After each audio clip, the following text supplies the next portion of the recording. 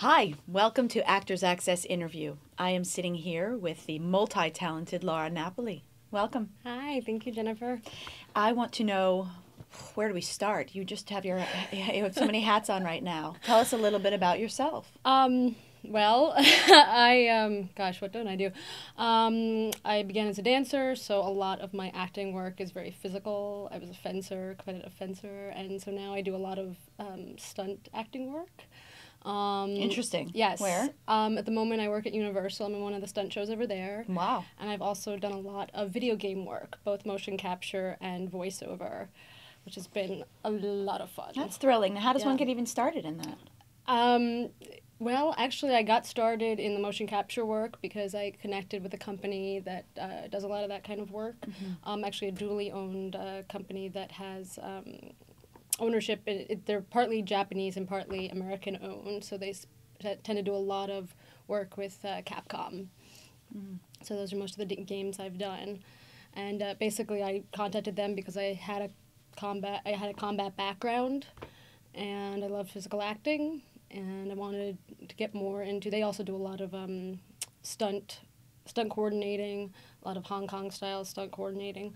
So I wanted to get more of that background as well. That's why I contacted What them. about stunts for film or television? I haven't done as much stunts for film or television. The biggest problem with the stunt world is it's an amazing world. It's a lot of fun.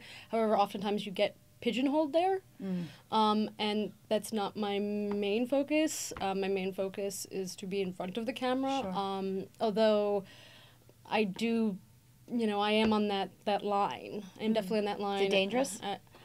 Oh yes, yeah, it can be. I mean, in the stunt show I do at Universal, we do a 40-foot free drop rappel, and we shoot off an automatic weapon, which has shells in it. So. Any horror stories to share with us? I'd say that the biggest horror story was recently one of our performers did get injured. I mean, she's okay now, thank goodness. But we do a stop in the rappel. We do a stop midway and then go the rest of the way, and she just kind of lost her grip on the rest of the way down. Yeah, and it's one of those moments that really make you just think. Okay, focus, be completely focused. So but it also makes it exciting. So that's really different from a lot of actors I've been interviewing. Yeah. That whole, that must feed you in a totally different way as an actress. It does. I mean, let's put it this way. You have a bad day and you go and shoot off an automatic weapon. It makes you feel a lot better. I think so. You just imagine, well, okay. Some people do therapy. You Exactly. shoot off a rifle. I mean, I'm also a Sicilian, so maybe that's where that comes from. This way I don't go out and kill people, But Tell me a little bit fun. about how Actors Access has helped you. Well, for one thing, it's cheap. You like cheap. I'm not going to knock it. I would say it's the cheapest site out there in terms of the yearly Resources. fee. The yearly fee. Not necessarily to put stuff on it, like film and stuff, but it's cheap in terms of the yearly fee. It's also, you have the sides on there. It's also, I mean, it gives you access to what the industry looks at. I mean, that's what the industry is looking at. If you're on there, the industry sees you. And that's really important. I mean, they really... Are you freelancing or are you working with? I am working with an agent right now. But I have to say, what's wonderful is it gives you that entry. And that way... To be proactive. Yeah, to be proactive. So that way, if I see things... I mean, I think there was some work, actually, I got on the Jay Leno show that was twofold. It was because my agent was pitching me and because I also submitted myself.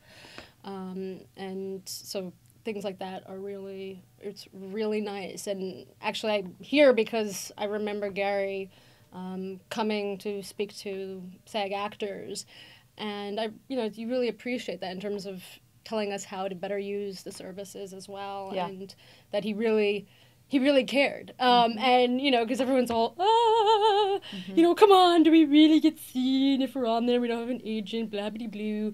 And you do. Blah-bitty-blue. That is a technical term, actually. In an Arctic tribe back in 1912, they actually... Wait, are you being serious? No. It's because their lips were frozen. They blah, blah, blah, blah. That's where their language came from. No. I also kind of do some improv. But no, I mean, So there's never a dull moment in the Napoli home. No.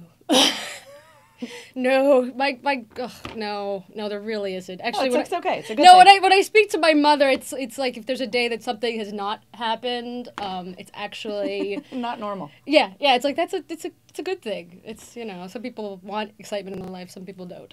Most embarrassing moment As an actor or just in general? in general. Oh God, where do I start? Okay, well here's a funny kind of recent moment. I was sitting with a group of friends, and one of them turned to me and goes, why do you think so many women like chokers? And I'm like, I don't think a lot of women particularly like chokers. I mean, in fact, I had a weird experience. I had an experience once where I was kind of making out with this guy, and he had his arm on my neck, and I said, you're on my trachea, and it totally ruined the moment. And they're all looking at me, and I'm like, what? And they go, the jewelry. I'm like, oh, you don't mean like being sexually choked. Oh, yeah. So my mind kind of goes in very weird places. Yeah, It's a good thing. But it is. I mean, For it makes acting. it makes life interesting because I probably then I have weird choices, and they're always asking, make weird choices. So. Well, interesting you are. Thank you Yeah. so much for sharing some time with us. Well, thank you for having me here. This is the Actors Access interview, and I am Jennifer Riker. See you next time.